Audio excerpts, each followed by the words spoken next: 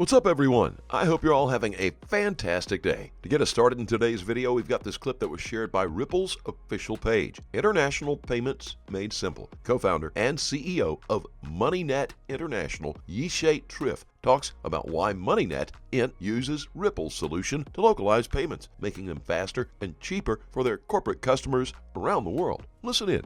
My name is Yishay Triff and I'm the CEO and co-founder of MoneyNet Inc. We're a payment processor. We're just payment processing for clients. We are trying to make life easier for companies who works worldwide, who works in the digital world. We're giving the client of the feeling that he can act worldwide, but with a domestic environment that will help him to build his business much better than he can without our solution.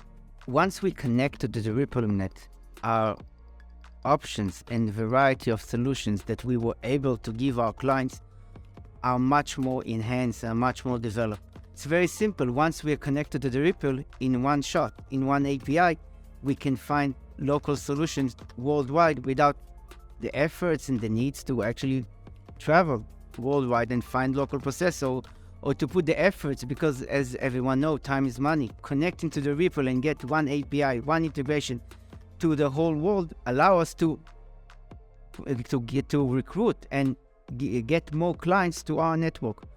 Hence, to increase our revenue.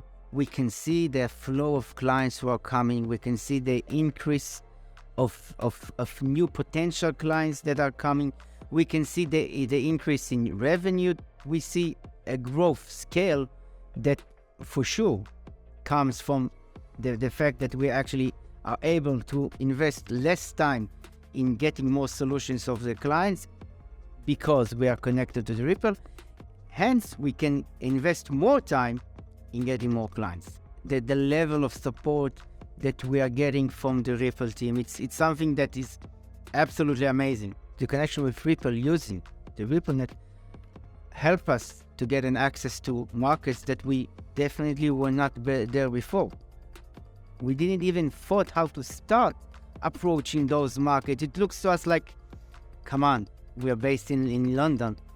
How can I offer my services to clients in South America? But they actually made it easy. XRP is better for all of us. Everyone will largely benefit from the standard. And with that said, let's roll that beautiful intro. As always, welcome back to Moneyside, your favorite crypto news channel. If you're new here, welcome to the XRP Army. Hit that subscribe button and turn on notifications so you don't miss out on our daily crypto news updates. In more interesting news today, Ripple shared how blockchain-powered carbon markets combat climate change. Blockchain and crypto bring increased liquidity and scale to carbon markets while driving fairer prices and increasing revenue share for suppliers. As global demand for carbon credits intensifies and as new regulations demand more transparency from corporations, blockchain and crypto are uniquely positioned to help support market growth by solving persistent challenges associated with carbon markets. Such challenges include time to market, transparency, and traceability and verification, among others. Blockchain technology, in particular, provides a powerful pathway toward greatly reducing the potential for fraud and double counting in traditional carbon offset trading markets. We've got another update from Digital Asset Investor. Where do you think Uphold Inc. get their XRP?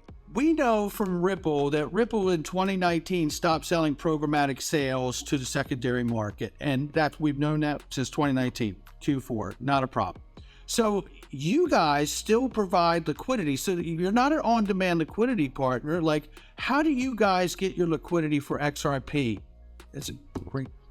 Sure. Well, we don't have any direct relationship with Ripple. I noticed that was one of the questions you were proposing to ask. So it's basically through the network of exchanges to which we're linked, basically. And there's 32 centralized exchanges from which we source liquidity now, and there's also various decentralized exchanges. Of the CVI venues, a lot of them are outside the United States. So there are venues in Asia and venues in Europe that we use. The specific ones for XRP, off the top of my head, I don't know. But again, the architecture is the same. We're plugged into this network of 32 venues, and we source our liquidity from a combination of those venues. And one thing that people perhaps don't know about Uphold that's worth flagging is one of the things that's really special about our model, and actually why I joined. We smart route orders to the most price efficient venues. So Uphold is a really good venue for uncovering competitive pricing from you effectively we shop the market so you don't have to, I suppose, is one way of looking at it.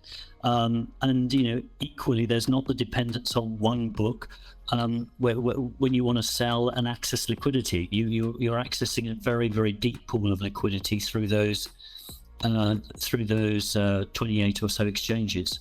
Well, that is remarkable. And you wouldn't, and maybe you do not know, but whether any of those 2832 exchanges are ODL partners of Ripple that you source to.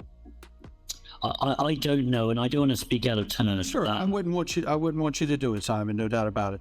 Here's another tweet. It comes to us from 801 XRP. Sam S. Lim at DBS Bank, speaking at the World Government Summit 2022. The Saudis' agreement to trade oil for U.S. dollars are a major reason why the dollar is in its position today. By agreeing to use renminbi as of this month has significant implication in the long run. It's an amazing story. So let's get into the banking world and some of the cross currents. I talked, as you saw, with Roberto Acevedo about the power of the dollar being used as a weapon. Yes. I think it's great to get value-added assessment and analysis from somebody sitting in Singapore. Do you see the U.S. dollar fading away anytime soon, or the rise of the renminbi at a faster pace than most are expecting? Because we're trying to look at here the near term. Okay, that's a very good question.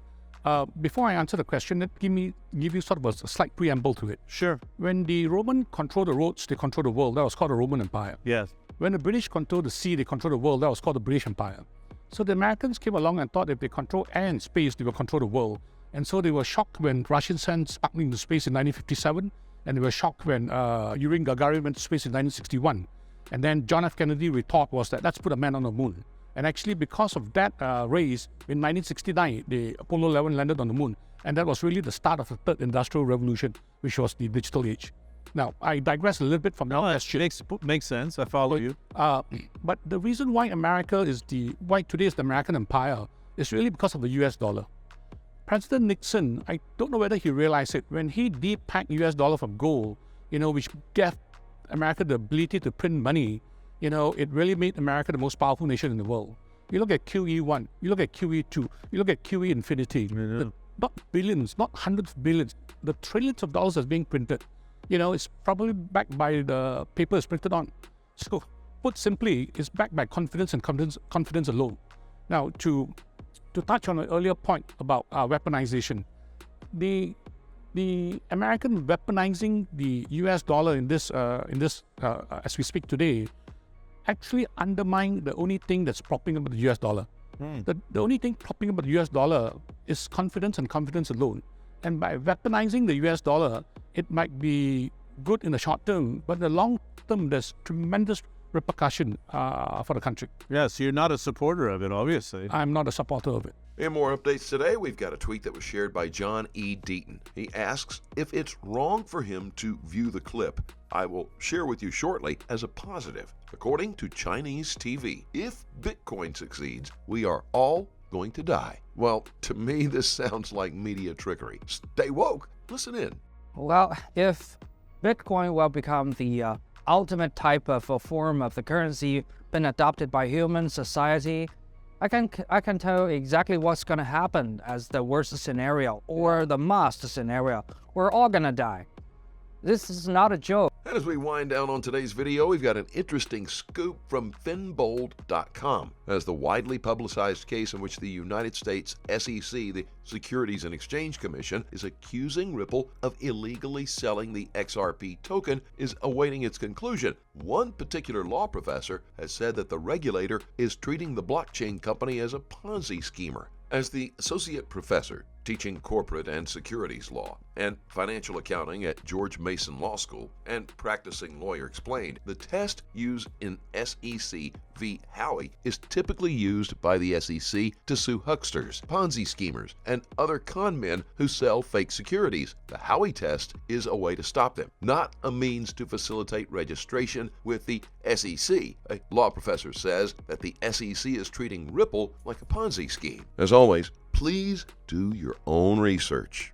And always trade safely, guys. Please keep in mind we're not a licensed financial advisor. All the videos on this channel are intended for entertainment purposes only. You can let us know what you think in the comment section below, and let's start a conversation. Thanks as always for watching. Couldn't be here without you. Don't forget to like this video, and please click on that subscribe button. And be sure to turn on notifications, that way you get posted when we put up new content. Look forward to seeing you next time here on Money Side.